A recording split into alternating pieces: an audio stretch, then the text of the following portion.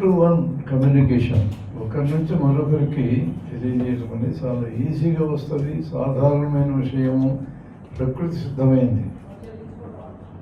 Problem ఎక్కడ వస్తుంటే ఇక్కడ నిలబడి మాట్లాడమన్నప్పుడు ప్రాబ్లం వస్తుంది. మీరు ఒకరితో కూడా బాగుందిగా మాట్లాడతారు, అర్థమయ్యేటట్టు మాట్లాడతారు, ఒకసారి ఆకర్షణీయంగా కూడా మాట్లాడతారు. 1 to many, 1 to 1 మనకు సహజంగా వస్తుంది. 1 to many నేర్చుకుంటే తప్పరాదు. మన మనసులో ఉండేవి ఎక్కువ మందికి చెప్పాలన్నా సహజంగా మాట్లాడే విషయాలు కాకుండా స్ట్రక్చర్డ్ విషయాలు, ముందే ప్లాన్ చేసుకునే విషయాలు చెప్పాలన్నా నేర్చుకోవాల్సింది. ఒక సబ్జెక్ట్ చెప్పమని అడిగామనుకో, సబ్జెక్ట్ నేర్చుకొని చెప్పాలి. మామూలుగా మాట్లాడమంటే మాట్లాడతాం. ఎక్కడి నుంచి వచ్చావు, ఏ ఊరు నుంచి, ఏం పని చేస్తావు, ఏం తిన్నావు పొద్దున, ఇట్లాంటివన్నీ మామూలుగా చెప్పేసేయచ్చు. ఖర్చు లేని వైద్యం చేసుకోవడం ఎలా? ఒక క్లాస్ చెప్పన్నాను అనుకో, ఎట్లా ప్రిపేర్ కావాలి. టీచరు రోజు చెప్పే సబ్జెక్ట్ అయినా క్లాస్ రూమ్లో అతను ప్రతి క్లాస్కి మళ్ళీ ప్రిపేర్ అయ్యి చెప్తాడు. అంటే ఆ రోజు ఎంతమంది విద్యార్థులు ఉన్నారు, విద్యార్థుల స్టాండర్డ్ ఏంటి, ఇదివరకు కొంత నేర్చుకున్న వాళ్ళ, కొత్త వాళ్ళ, వీటన్నిటిని బట్టి మారిపోతుంది సబ్జెక్టు. అది ప్రాక్టీస్ చేయకపోతే రాదు. మనిషి సక్సెస్ అంతా 1 to many, ఒకరు అనేక మందికి ఎలా కమ్యూనికేట్ చేస్తారు అనేది నేర్చుకోవటం మీదనే ఉంటుంది. ఈ రకంగా 1 to many కమ్యూనికేషన్ అని దాన్ని ఏమని పిలుస్తామంటే ఆరేషన్ లేదా ఉపన్యాస కళ అంటారు. ORATION, ఉపన్యాస కళ. ఉపన్యాస కళ గురించి పుస్తకాలు ఉంటాయి బయట. మనం రాసింది కూడా ఒకటి ఉంది, మంచి ఉపన్యాసకుడు అంటే ఎవరు అని రాశాం. 40 ఏళ్ళైంది రాసి, ఇప్పటికి 30 ఎడిషన్స్ కూడా వచ్చింది అది. కానీ అది చదివితే రాదు, మాట్లాడటం మొదలెడితేనే వస్తుంది. ఒక కుర్రోడు 7వ తరగతి ఫెయిల్ అయ్యిండు, చదువు కూడా పెద్ద లేదు, ఉపన్యాసాలు ఇవ్వడం నేర్చుకున్నాడు. అతను ఒకరోజు హైదరాబాద్లో ఉన్న హైటెక్ సిటీకి వెళ్ళి, పెద్ద బిల్డింగ్ ఉంటుంది మాదాపూర్లో, 4-5 అంతస్తుల బిల్డింగ్, అక్కడంతా ఐటీ కంపెనీలు ఉంటాయి. టక్ చేసుకున్నాడు, బూట్లు వేసుకున్నాడు, టై కట్టుకున్నాడు, చూస్తానికి జబర్దస్తిగా ఉన్నాడు పిల్లోడు. ఒక ఆఫీసులోకి వెళ్ళి చిరునవ్వుతో, బ్రాడ్ చిరునవ్వు కమ్యూనికేటర్ గుర్తుపెట్టుకోండి.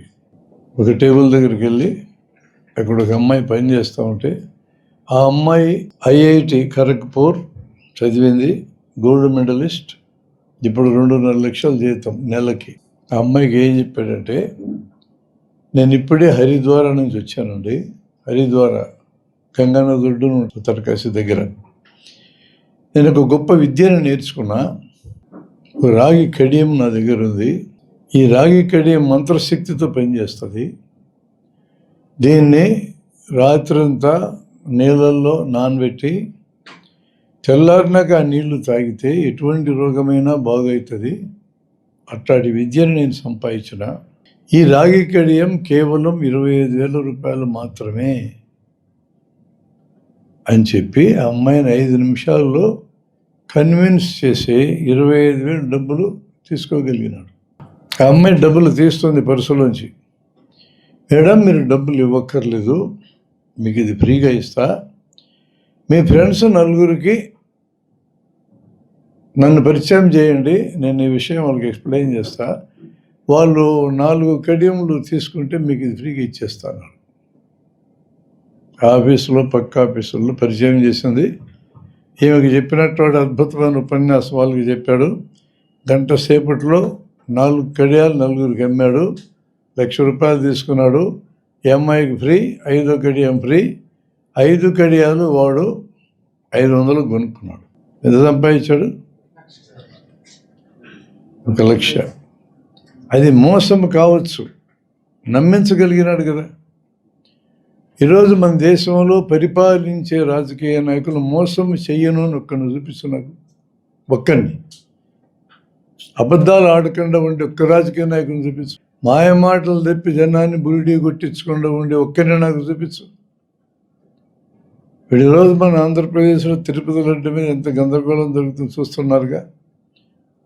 మీకు ఎవరికైనా తెలుసా ఎంతకు తిరుపతి లడ్డులో జంతువు కొవ్వు కలిసిందో లేదో? ఎప్పటికీ తెలియదు. కలిసినా తెలియదు, కలిగిపోయింది తెలియదు. అటుపక్క పార్టీ ఇటుపక్క పార్టీ నిలబడి గందరగోళం చేసుకుంటున్నాయా? వీళ్ళు ఎంతమంది ఎన్ని అబద్ధాలు ఆడుతున్నారు మీరు జన్మ కనుక్కోలేరు. ఇట్లాంటి వాళ్ళను మనం ఎన్నిక చేసుకున్నాం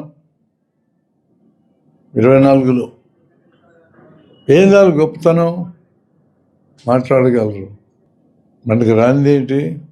మాట్లాడటం రాదు. ఈ విద్య మీకు రావాలి అంటే ఎక్కడి నుంచి మొదలెట్టాలంటే, ఎవరితో మాట్లాడినా మీకు బాగా వచ్చిన సబ్జెక్టుతో స్టార్ట్ చేయాలి.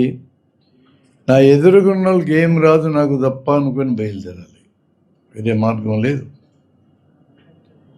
నా ఎదురుగున్న వాళ్ళకి తెలుసుది, నేను తప్పు మాట్లాడితే పట్టుకుంటారేమో అనుకుంటే నువ్వు జన్మకు మాట్లాడలేవు. నీకు మాట్లాడడం అని విద్య వచ్చినాక ఎదుటివాళ్ళకి తెలిసినా తెలియకపోయినా మాట్లాడతావు. విద్య వచ్చేటప్పుడు నీకు బాగా వచ్చింది ఇతరులకు రానిదే మాట్లాడాలి. మనకు బాగా వచ్చింది ఇతరులకు రానిది ఏంటి? ఒక్క సబ్జెక్ట్ ఉంది. నీ గురించి నువ్వు మాట్లాడితే అది ఎవరికి తెలియదు. నీ పేరేంటి, నీ ఊరేంటి, నీ ప్రాంతం ఏంటి, అమ్మ నాన్నలు ఏం చేస్తారు, అక్క చెల్లెలు అన్నదమ్ముళ్ళు ఏం చేస్తారు, వాళ్ళు ఏం ఉద్యోగాలు చేస్తున్నారు, ఏం చదువులు చదివినారు, నీ ఆకాంక్షలు ఏంటి, నువ్వేం సాధించాలనుకున్నావు, నీకున్న భయాలు ఏంటి, నీ అనుభవాలు ఏంటి, నీ అనుభవాలు నీవే. ఇట్లాంటివి గంట కాదు 4 గంటలు కంటిన్యూస్గా మాట్లాడినా కూడా తరగనటువంటి సబ్జెక్టు మీ ప్రతి ఒక్కరి దగ్గర ఉంది. మేమిది టెస్ట్ పెట్టినాం. 3 జత చేసి ఒక్కొక్కడు 4 గంటలు మాట్లాడాలా. వీడు మాట్లాడుతున్నంతసేపు ఎదురోళ్ళు ఏమీ మాట్లాడకూడదు అని కండిషన్ పెట్టి మాట్లాడిస్తే ఒక్కొక్క వ్యక్తి 3 నుంచి 4 గంటలు అనర్గళంగా తన గురించి చెప్పినాడు. మీరందరూ చెప్పరు. ఆ పరీక్ష పెడితే మీకు మీరందరూ మాట్లాడగలరు. మాట్లాడడం వస్తుంది మనకి. 3-4 కూర్చొని మాట్లాడడం వేరు, గుర్తుపెట్టుకోండి. ఇట్లా గుంపును కూర్చోబెట్టుకుని ఎదురు నిలబడి మాట్లాడడం వేరు. మనుషులకి అత్యంత భయంకరమైనది మరణం. మరణం కంటే భయపడేది మనిషి ఉపన్యాసం ఏంటి? ఇప్పుడు నేను సడన్గా ఎవరైనా పిలిచినాను పైకి, ఆ నుంచి ఇక్కడికి వచ్చే లోపల గుండె దాడు కొట్టుకుంటుంది. సాగు వచ్చినా బాగుండు కదా అనిపించేంతగా భయం ఉంటుంది. చాలా సహజం. అక్కడ నుంచి బయటపడే మార్గం నేనేం చెప్తానంటే, మీకు 3 పుస్తకాలు నేను సజెస్ట్ చేస్తాను. ఈ పుస్తకం టీచర్స్ మాన్యువల్, దీని పేరు. మేము టీచర్ల కోసం రాసాం. ఇందులో దాదాపు 300 సబ్జెక్టులు ఉన్నాయి. రెండో పుస్తకం మీరే వైద్యం చేసుకోవచ్చు. ఇందులో 200 పైన సబ్జెక్టులు ఉన్నాయి. మరో పుస్తకం ప్రజల ఆరోగ్యం ప్రజల చేతుల్లోకి. ఇందులో 350 జబ్బుల గురించిన వివరాలు ఉన్నాయి. అంటే దాదాపు 500 సబ్జెక్టులు ఉన్నాయి ఇక్కడ. మీరు ఇక్కడి నుంచి వెళ్ళినాక మీ ఊళ్ళో ఉన్న హై స్కూల్ లేదా ఎలిమెంటరీ స్కూల్కి వెళ్ళండి. హెడ్ మాస్టర్ని కలవండి. మిమ్మల్ని పరిచయం చేసుకోండి. నేను ఈ ఊళ్ళో గ్రామీణ వైద్యుని సార్, వైద్యం చేస్తూ ఉంటా, లేదా వైద్యం నేర్చుకొని వచ్చిన. మన పిల్లలకి రోగాలు కామన్గా వచ్చే చిన్న చిన్న జబ్బుల గురించి, లేదా రోగాలు రాకుండా చేసుకునే ఆరోగ్య విద్య గురించి నేను క్లాస్ తీసుకుంటా సార్. ఒక్క క్లాసు నాకు అప్పచెప్పండి. మీకు బాగుందనిపిస్తే నేను వారానికి ఒకసారి వస్తాను. ఫస్ట్ మీరు ఏమి నేర్పించాలంటే, గుండె ఆగిపోతే ఆడించటం ఎట్లా అని నేర్పండి పిల్లలకి. సింపుల్. అది ఎప్పుడెప్పుడు ఆగిపోతుంది గుండె. రియాక్షన్ వస్తే ఆగిపోద్ది, పిడుగు పడితే ఆగిపోద్ది, కరెంట్ షాక్ పడితే ఆగిపోద్ది, హార్ట్ అటాక్ వచ్చి ఒళ్ళంతా చెమటలు బట్టి నొప్పేది వచ్చి అట్లాంటప్పుడు కొంతమందికి సడన్గా ఆగిపోద్ది. వెంటనే స్టార్ట్ చేస్తే మళ్ళీ బతుకుతున్నాడు. ఈ 4 కండిషన్స్లో 1 నిమిషం లోపల లేదా అర్ధ నిమిషం లోపల నువ్వు కనుక్కొని వెంటనే గుండెని ఆడిస్తూ మొదలెడితే బతుకుతాడు అని మొదలెట్టి చెప్పి, ఆ టెక్నిక్ పిల్లలందరికీ ముందు ఎక్స్ప్లెయిన్ చేసి చెప్పు.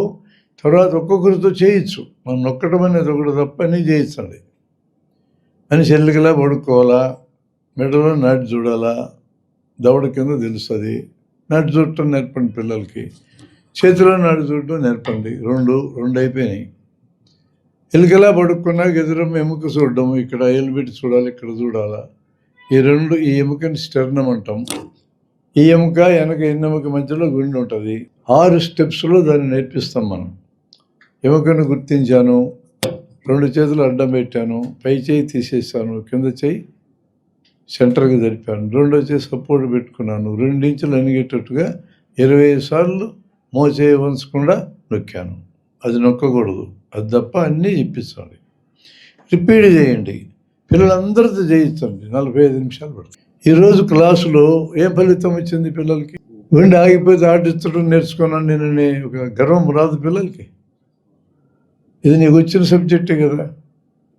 ఇది స్టార్ట్ అయినా హెడ్ మాస్టర్ ఎంక్వైరీ చేసుకుంటాడు నేను చెప్పినవని. సార్ మాకు గుండె ఆగిపోతే ఆడించడం నేర్పించారు సార్ డాక్టర్కి చెప్తారు. నిన్ను ప్రతి వారము స్కూల్కి రాణిస్తారు. ప్రతి వారం మీ లిస్టులోంచి ఒక సబ్జెక్ట్ ఎత్తుకో, మాట్లాడు. 10 సార్లు మాట్లాడేటప్పటికీ నీకు మాట్లాడడం వచ్చేస్తుంది. దీనివల్ల లాభాలు ఏంటి? సబ్జెక్టు మీరు చదువుకుంటారు, మాట్లాడాలి కాబట్టి ఇది ఒక లాభం. పిల్లలకు ఒక లాభం, నువ్వు చెప్తావు, కొత్త సబ్జెక్ట్ చెప్పావు కాబట్టి. స్కూల్కి ఇంకొక లాభం, రొటీన్గా సబ్జెక్టులు మాత్రమే చెప్తూ ఉంటారు అక్కడ. అలాంటిది కొత్త విషయాన్ని పిల్లలకి అందిస్తే పిల్లలకి పరీక్షల కోసం పనికొచ్చే సబ్జెక్టే కాకుండా జీవితానికి పనికొచ్చే సబ్జెక్ట్ కూడా నేర్చుకుంటున్నారు. అది స్కూల్కి పేరు వస్తుంది. ప్రైవేట్ స్కూల్కైనా పేరు వస్తుంది, గవర్నమెంట్ స్కూల్కైనా పేరు వస్తుంది. ఒకసారి దమ్మిడి ఖర్చు లేకుండా ఒక స్కూల్కి పేరు వచ్చే పని నువ్వు చేస్తే హెడ్ మాస్టర్ నేను రాణిస్తాడు. ఒక వారం ఫిక్స్ చేసుకో. ఆ వారానికి ఒక క్లాసు నీకు ఏమని అడుగు. నీకు మాట్లాడడం వస్తుంది, మాట్లాడటం కోసం చదవడం వస్తుంది.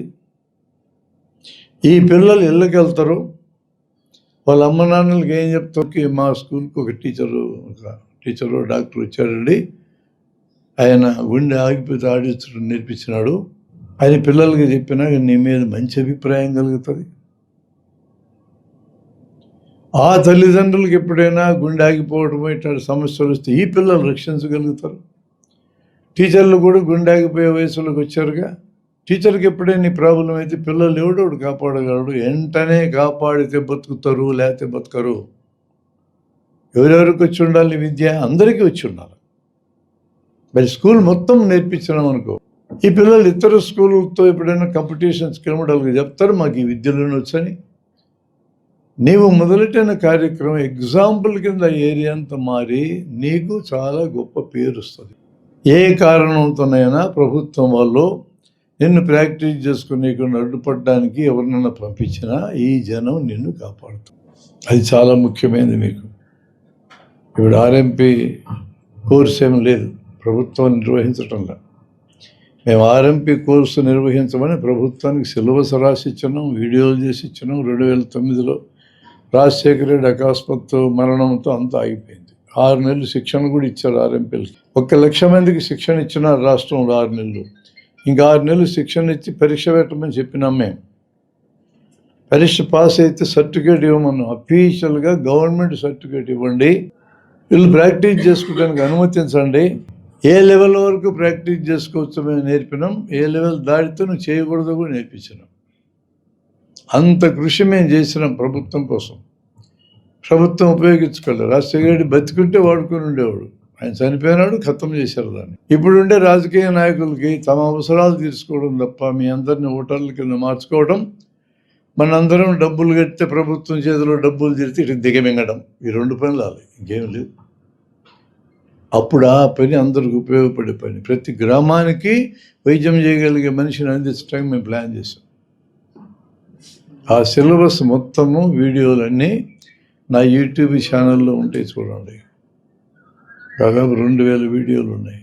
ఆ పుస్తకాల్లో మేము రాసిన సబ్జెక్ట్ ఇప్పుడు మీకు ఈ లవ్ పుస్తకంలో దొరుకుతుంది. ఆ పుస్తకాల్లో మేము మందుల గురించి రాయలేదు, ప్రభుత్వం రిస్ట్రిక్షన్ పెట్టినందుకు ఇందులో మందుల గురించి కూడా ఉన్నది. అంటే ఖర్చు లేకుండా వైద్యం ఎట్లా చేసుకోవాలి, మందు లేదు, ఖర్చు లేదు, డాక్టర్ లేడు, ఆసుపత్రి లేడు, 180 రోగాలు బాగు చేసుకోవచ్చు అని మీరే వైద్యం చేసుకోవచ్చు పుస్తకం మొదటి చాప్టర్లోనే వివరించినామే. మందులు లేకుండా వైద్యం చేస్తే మా దగ్గరికి ఎవరు వస్తారనుకుంటారు మీరు? మందులు లేకుండా వైద్యం చేయటం ప్రజలకు నేర్పిస్తేనే మందులు అవసరమైన రోగాలకి మీ దగ్గరకు వస్తారు, లేకపోతే రారు. వీళ్ళు స్వార్థంతో పనిచేయటం లేదు, మనకి మేలు కోసం చేస్తున్నారు కాబట్టి మనకు రోగం వస్తే ఇళ్ళ దగ్గరికి పోవాలనుకుంటారు. అది మీరు సంపాదించాల్సింది గ్రామంలో. జనానికి ఏదో రోగం రావాలా, రోగానికి బాగు చేసుకోవాలా, మాకు డబ్బులు ఇవ్వాలా, అది కాదు. అందరూ చేస్తారు ఆ పని. మీకు రోగాలు రాకుండా నేను నేర్పిస్తా అన్నప్పుడు రోగం వస్తే నీ దగ్గరికి వస్తారు. దాంట్లో ఉన్న అడ్వాంటేజ్. కొంచెం మందులు, ఆ మేరకు కొంచెం ఖర్చు, ఇంకా ఆసుపత్రుల్లో డాక్టర్లే అట్లా బాగు చేసుకునే రోగాలు 100కి 10 ఉన్నాయి. కొద్దిపాటి శిక్షణ ఇస్తే చేయగలిగే వైద్యాలు కొన్ని ఉన్నాయి. ఇప్పుడు గుండె ఆగిపోతే ఆడించడం శిక్షణ ఇస్తే వస్తుంది. కట్లెట్ కట్టాలా, శిక్షణ ఇస్తే వస్తుంది. గాయాలు క్లీన్ చేసేది ఎట్లా, శిక్షణ ఇస్తే వస్తుంది. కుట్లేయడం ఎట్లా, శిక్షణ ఇస్తే వస్తుంది. అట్లా శిక్షణ ఇస్తే వచ్చే కొన్ని ఉన్నాయి. అది 3వ కేటగిరీ, 105 రోగాలు. ఈ రోజున్న హాస్పిటల్లన్నీ డాక్టర్లు అందరూ పరీక్షా సాధనాలు, ల్యాబొరేటరీలు, మందుల షాపులు, మందుల కంపెనీలు అన్నీ కూడా 5% రోగాలను బాగు చేసేవి. 95% రోగాలకి ప్రజలు ఎక్కువ ఖరీదైన వైద్యాలు చేసుకోకుండా, అవసరం లేకుండా మీ లెవెల్లో ఫిల్టర్ అయితే ప్రజలకు డబ్బు మిగులుతుందా లేదా? లక్షల కోట్లు మిగులుతుంది. అలా మిగలడానికి తోడ్పడిన నీ మీద పాజిటివ్ అభిప్రాయం కలుగుద్దా లేదా? ఏ కష్టం వచ్చినా నీ దగ్గరే మాట్లాడుకుంటారా లేదా? అది మీరు సంపాదించాల్సింది. అది సంపాదిస్తే మీరు బతకడానికి బేస్ ఏర్పడుతుంది.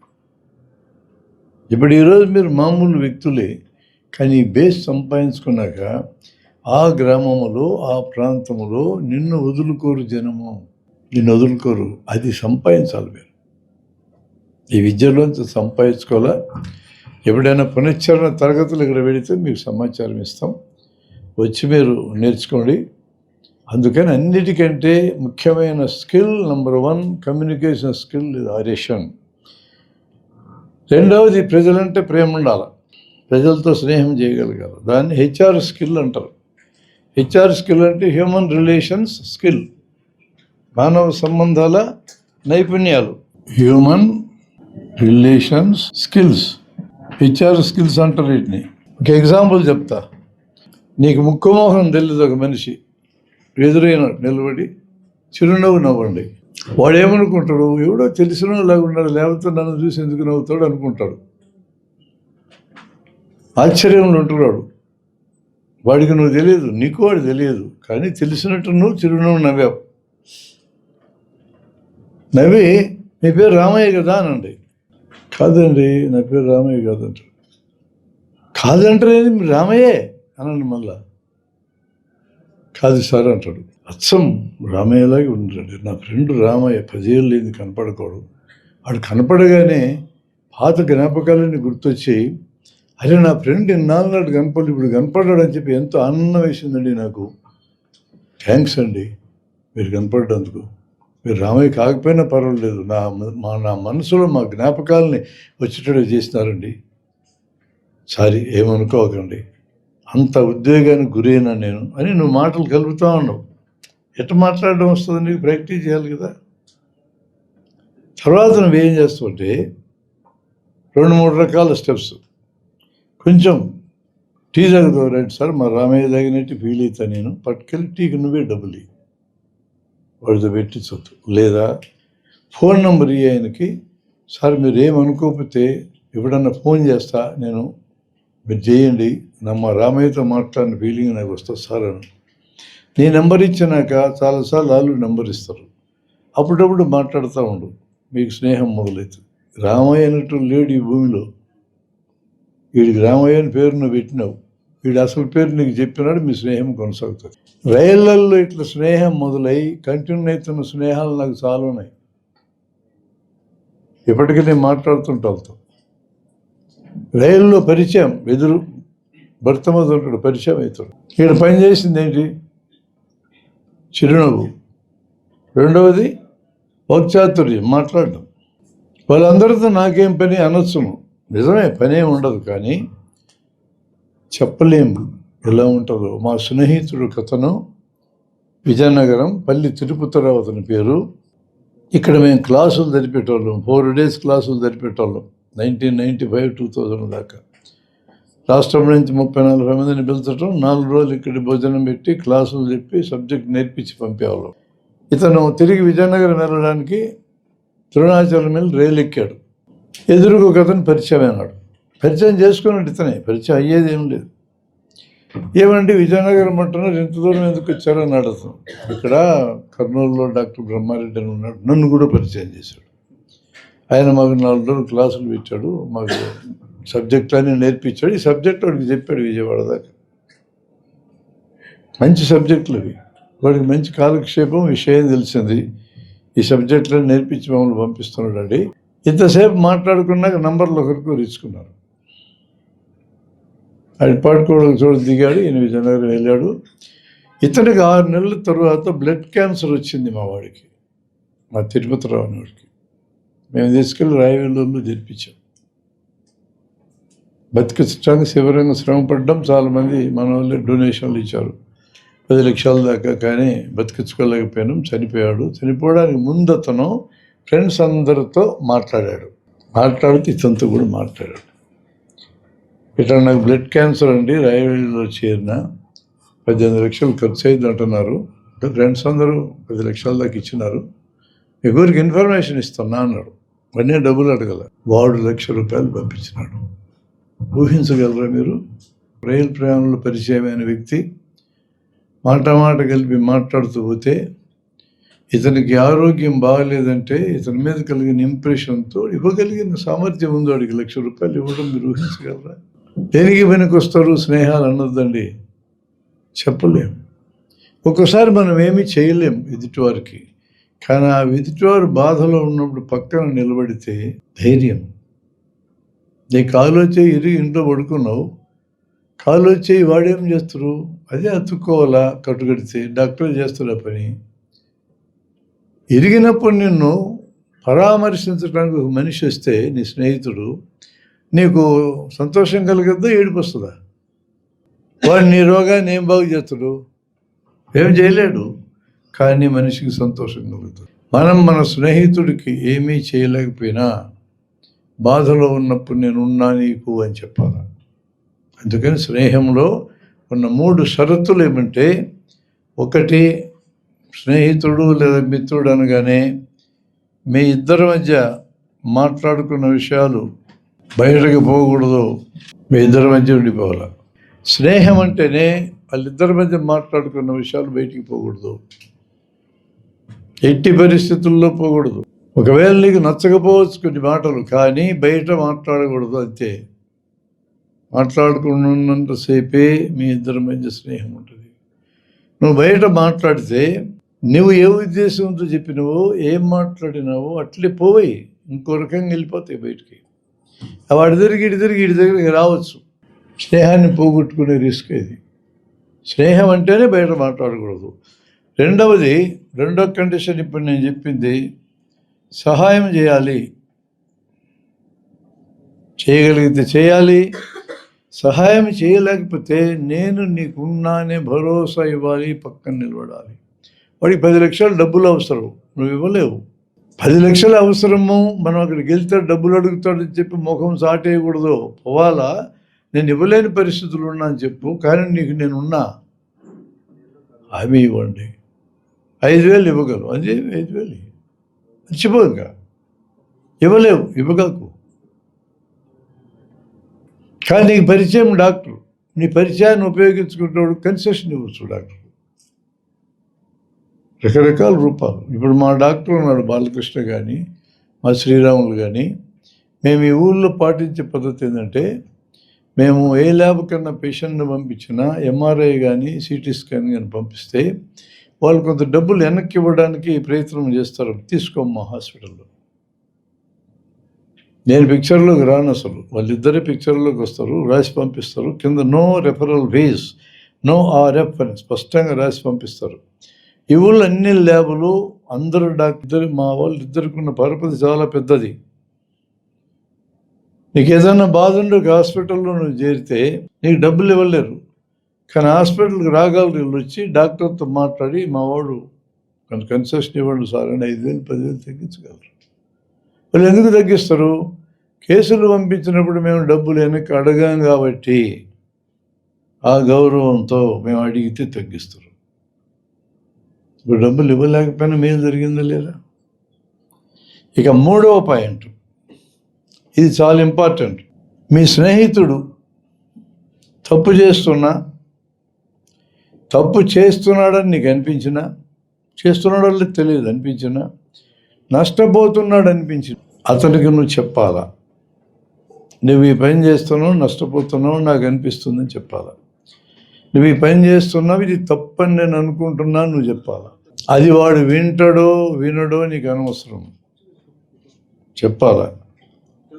వాడు నమ్మొచ్చు నమ్మకపోవచ్చు, నువ్వు చెప్పేది నువ్వు చెప్పి తప్పు చెప్తున్నావురా, నాకు అట్టాడదేం లేదు, నేను తప్పు చేయటంలా కరెక్టే, నాకు నష్టం జరగదు ఇట్లా చేస్తే అంటాడు, అనని. కానీ నువ్వు మాట్లాడాల.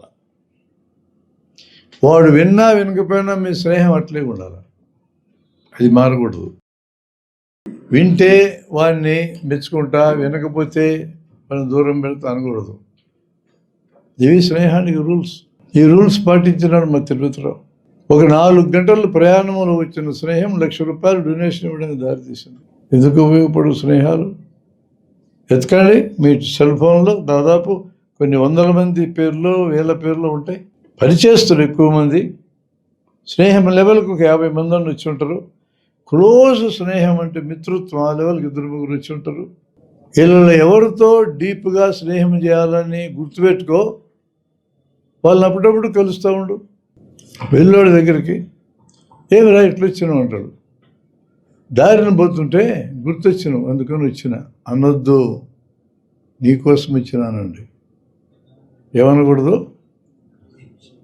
ఈ దారిని పోతుంటే నువ్వు సడన్గా గుర్తొస్తేవి అందుకని కలవడానికి వచ్చిన అనకూడదు. నీకోసమే వచ్చినా, నీకు ప్రాముఖ్యత ఇచ్చిన అన్నట్టు వాడు సంతోషపడతాడు. అదే దమ్మిడి ఖర్చు లేకుండా ఎదుటి వ్యక్తికి సంతోషాన్ని కలిగించే అవకాశం నీకు వస్తే మీరు ఎందుకు వదులుకుంటారు దాన్ని? పేషెంట్ వస్తాడు, నువ్వు చెప్పినట్టు మందులు వాడు, తగలేదు సార్ అంటారు, మందులు వాడినా సార్ నేను చెప్పినట్టు వాడే, లేదు సార్ అంటాడు. నీకు కోపం వస్తుంది. ఏం మనిషి నువ్వు అసలు, చెప్పినట్టు మందులోడు తిడతావు. తిట్టొద్దు, వాడి కారణాలు వాడికి ఉన్నాయి వాడకపోవడానికి. టీబీ జబ్బు ఉన్న వాళ్ళకి 6 నెలలు మందులు వాడమంటాం. నెలవాడి మానేసేటోళ్ళు సగం మంది ఉంటారు. కారణం ఏంటో తెలుసా? అందుకంటే మించి మందులు కొనలేరు కొంతమంది. రెండో కారణం, నెలకు జబ్బు తగ్గడం మొదలవుతుంది. ఈ డాక్టర్ తిక్కలోడు 6 నెలలు వాడమన్నాడు, నెలకే తగ్గిపోయింది కదా అని మానేస్తారు. అంటే వాడికి 6 నెలలు వాడటం యొక్క ప్రాముఖ్యతని మనం అర్థమయ్యేటట్టు చెప్పాలి. మొదటి దానికి నా దగ్గర ఆన్సర్ లేవు, డబ్బులు లేవు వాడి దగ్గర. ప్రభుత్వాలు జాగ్రత్త పడాలి.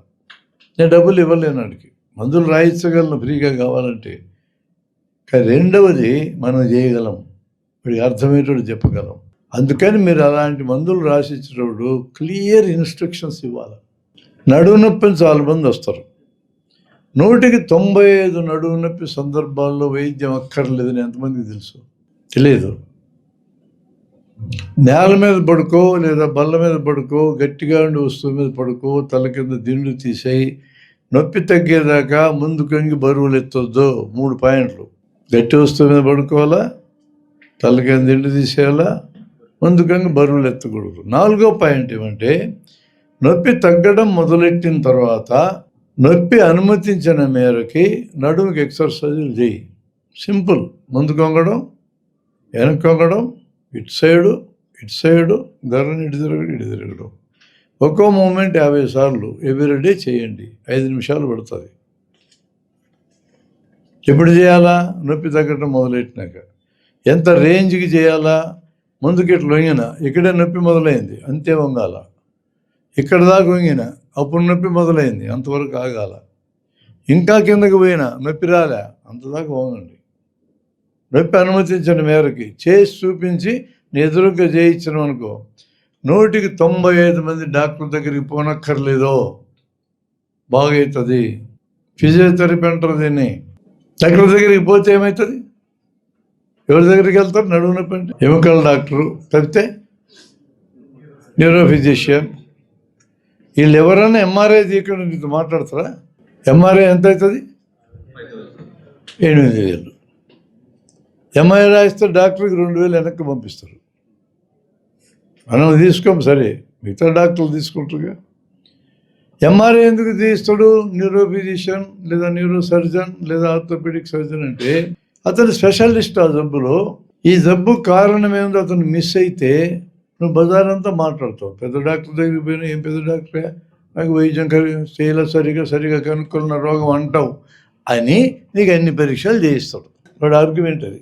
ఎంఆర్ఐలో ఖచ్చితంగా నడుములో బిళ్ళలు పక్కకు జరిగినట్టే కనపడుతుంది. ఇప్పుడు మీ అందరికి ఎంఆర్ఐలు తీస్తే నేను అందరికీ నడుములో బిళ్ళలు పక్కకు జరిగే ఉంటాయి. ఏ సిమ్టమాటిక్ ఫైండింగ్ అంటారు దాన్ని. ఎంఆర్ఐ ఉన్న జబ్బుని ఎక్కువ చేసి చెప్తుంది. ఎంఆర్ఐలో బిళ్ళల పక్క జరిగిన వాళ్ళందరికీ వైద్యం అక్కర్లేదు, ఏ లక్షణం లేదు వాళ్ళకి.